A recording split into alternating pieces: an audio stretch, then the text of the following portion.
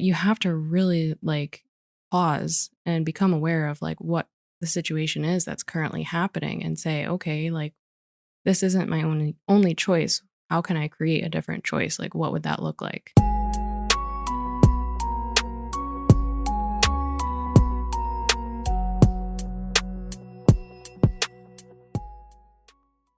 Welcome back to the Illuminated Path. This is episode 65. What are we talking about today? We are talking about the power of like having choice and how that really feels when you don't feel like you have choices and how you can kind of create choice in your life. Mm, Mm, this is an interesting topic. yeah. I think that let's get into it. This is interesting. So this is another thing that I've been learning about in my Neuro-Linguistic Programming course. And it's really about how having choice is better than not having choice. So if you think like you only have one option or one choice, it can really, really cause you to feel very stuck, and make you feel not good because you think like this is the only option I have. And if you don't feel good about that option, then it's going to make it really hard for you to move forward with whatever that is. Mm. I think that like a lot of this too, though, is perspective, no? Like, Mhm. because I always think that we always tell that story of like when we started, we didn't have any major contracts and we got an offer to do this contract for like 30 grand. We had nothing at the time.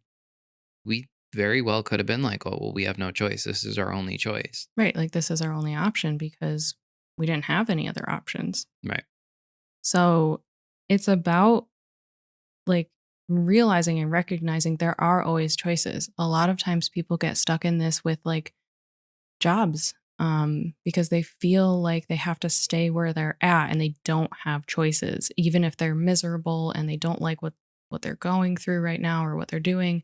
They feel like stuck because they feel like there's no other choices, there's no other options out there for them because there's a level of fear there. Yeah. And I think that's another part of this conversation is like, what's your perspective? How are you looking at the situation? And how much of it is led by fear? Right. So this is a reminder that we all always have choices. And if you feel like you don't have choices, there are ways for you to create different choices, create different options for you. And also to explain that as humans, like our nature is to make the best choice that we can with the information that you have at that time, at that moment. Right. So we might feel badly about a choice or a decision that we've made, but it's important to remind yourself like I made that choice because that was what I perceived as the best choice, the best option at that time. Maybe later you learn it wasn't the best choice. And that goes back to what we were talking about in the last episode about, or 2 episodes ago, the learning circle, making a choice and realizing it might have been a mistake and there's something to learn and grow from that. But we as humans, our natural tendency is to just decide, make a choice, choose the option that feels the best to us at that time. Yeah. And so a lot of that comes from what your perspective is about the choice. If you're leading with fear, if you're leading with love, those are huge to what's going to help you to like decide whatever you do decide. Yeah. And then if you feel like you only have one choice and you're unable to see past that, you're unable to create choice for yourself or see other options, you're going to just go with that one choice. Because it's kind of hard not to. Like you feel stuck, you feel like this is the only choice I can make moving forward. I have to make a choice in something in your life. So when you feel like there's only one choice, you're going to make that choice. And this is an important step to stop and be like, okay, is this really my only choice? Mm. I, Yeah. I know I always go back to trading, but it's like what's relevant in my life right now. And so I help a lot of people with this concept, which is if we didn't see our model and we didn't take a trade, we won. And I think that not making a choice or not going with a choice that doesn't feel right or perfect is a choice in itself. So, like when I trade, I look for my model. There are many days where I go sit on the charts for the New York Open and I don't take a trade. I see that as a day that I won because I never risked any capital. Mhm. And I think that we look at that story we always tell. We had a choice to take a contract where it would have made us some money, but the expectations of the contract were not things we could fulfill as Yeah. business owners. We made a choice to not take it, and that is a choice in itself. Yeah. So I think my point is, if you're in a situation where you feel like you have no choice, you probably have more choices than you think. Right. Yeah, and it's being able to open yourself up to those. And if we do feel like we have two choices, then we're more likely to take the choice that does feel the best, the one that we think is the best. So in that case where, someone could have seen that contract with the client to make that money as the only choice and move forward with that, we took a step back and said, that's not the best choice. We realized that it's okay and made the decision not out of fear Yeah. to not take that option. And I think that's why being so aware of your fear is important. We've done those money episodes. If we took that contract, it would have been purely based on fear and scarcity Yeah. because we weren't going to love the work. We weren't going to love the people we were working with. We weren't going to love any part of that. hmm Yeah. So then it's like, okay, but I feel like I don't have any choice. So what do I do? Um, we have to like open ourselves up and see that we can always create or make some other option. We can always find some other choice that we can make. Mm, So it's really being able to open yourself up to that and thinking about things, talking to other people, or mm. reflecting on it and looking into your future and seeing like what choice would get me to where I want to get and how can I reach that choice. So you have to really like pause and become aware of like what the situation is that's currently happening and say, okay, like this isn't my only choice. How can I create a different choice? Like what would that look like? And I will say too, I think in hindsight, a lot of times the the first choice is really just kind of the obvious choice of like what's there. hmm But like for us, we turned down a major contract, but what we learned from it was we want to do this kind of work. We just don't want to do it with this team and these people. hmm And we made that decision. We walked away. We continued to pursue the consulting work and we landed our biggest contract ever shortly after. Yeah. And my point is, you can make the decision that, it's like something you want, but it's not the fit.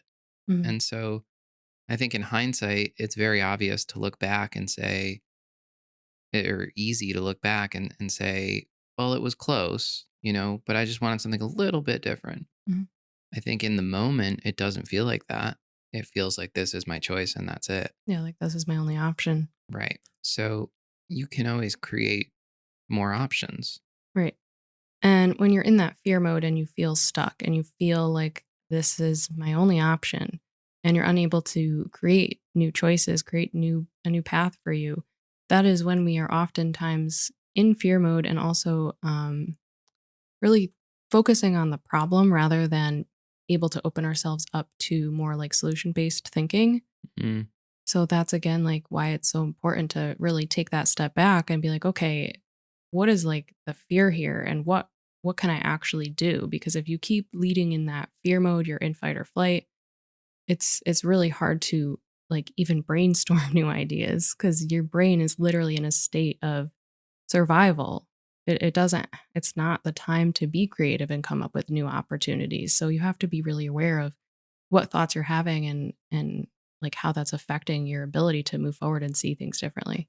yeah. And I will say too, I mean, not just for business, but especially in business, we've, been through some things. And I think one of the best pieces of advice I can give is like, don't underestimate the power of walking away for a little bit. Mhm. A lot of times, and even in the music, in arts and creativity, there's an understanding of like what makes you a better artist is going out and living your life. And I really do believe that even as it pertains to your career or your relationships, like living your life gives you new perspective. Some things happen with us in business or whatever it is, and I can't make the decision right there, we go for a ride, we go for a walk, we get some fresh air, we spend some time with our dogs. Take time to reset because it will give you a fresh perspective on different situations. Yeah. And this just goes, I've said kind of some of these. I'm just looking at my notes, but forgive yourself for making a choice that you are now maybe seeing as a bad choice. Release the judgment, release the shame because it was likely, what you truly thought was the best choice at that time, or you thought was the only choice at that time, and that's okay. Yeah. I mean, uh, Gary V says, don't look back at F's with your neck. I think the thing is like it's so easy to look at situations. Everybody's made mistakes. Everybody's made not good decisions or done something that might have affected someone negatively, but you genuinely only have the way that you move forward. That's it. You can't go back. We can't change time. You can't, you know, do anything, but never mind all that. It doesn't serve you to wallow in the past and on the things you've done. Yeah. If you didn't like the decision, okay, you make that decision. Say, okay, I didn't like it. And now what? So I think where you put your focus is very important too. As I'm teaching this, I'm just thinking about how this is relevant in our own lives right now. Yeah. And, there are things that I've looked back on from the past year that I've had like resentment towards decisions I've made, towards even people, to be honest, that I've, put my trust in and didn't have the outcome that was maybe promised or expected. And um, yeah, it is hard to like look back at things and be like, wow, like that wasn't a great decision, or um, I feel bad about it now because I didn't get to where I wanted to get. So it's important, in the NLP world, when we're really talking about neuro and linguistic, um, being aware of the thoughts that you're having about it and the language that we're using with ourselves, because that is ultimately what's going to make or break like how you move forward with it, Hmm. what your beliefs about it, what language you're using with yourself. And yeah, so that is pretty much all I have about the power of choice and how to take a step back and make more choices for yourself. So I want to add one thing onto that. A couple episodes ago, I talked about the book I was reading, Outwitting the Devil. Um, More context again, guys interviewing the devil, and the devil's talking about ways he controls man. And there's a piece in there about free will. And a lot of it is basically saying that, like, the way we find ourselves trapped is when we believe we don't have as much free will as we do. Kind of the same thing as this, yeah. Yeah. So I think it's really important to understand, like, you as a you know, look at the holistic higher consciousness perspective. Like, we are all divine beings. You have a lot of power, you have a lot of choice. And most of not having it comes from you voluntarily giving it away because of what you choose to believe. Yeah. So you always have choice, and you have a lot more than you think. Mm. Anything else? I've been waiting for you to say that line. No, I think that's it. All right. Thank you guys for tuning in, and we'll see you next time. Thank you.